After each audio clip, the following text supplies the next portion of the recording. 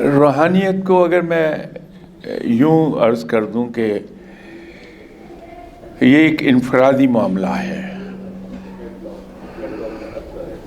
میرا ذاتی تجربہ یہ ہے کہ یہ روحانیت روحانی علم تو ہمیں کتابوں سے مل جائے گا، لیکن روحانیت نہیں ملے گی کتابوں سے. روحانیت انتہائی انفرادی معاملہ ہے. ہر شخص کی روح کی ایک کیفیت ہے.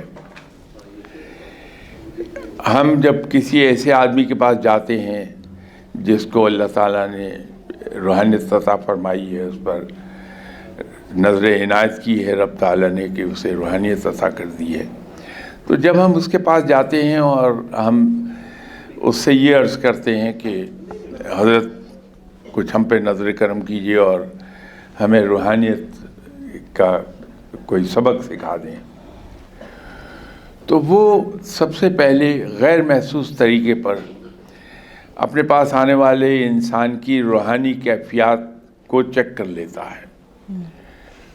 وہ اس کو میئر کرتا ہے کہ روحانی طور پر آدمی ہے کہاں، تو اس کے مطابق وہ اسے سبق دے گا.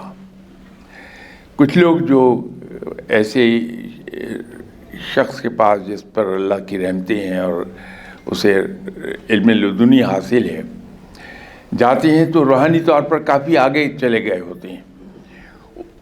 ایسے لوگوں کو وہ جاتے ہی ایسا سبق دے دے گا جس سے اس کی روحانیت ایک دم انہانس ہو جائے گی.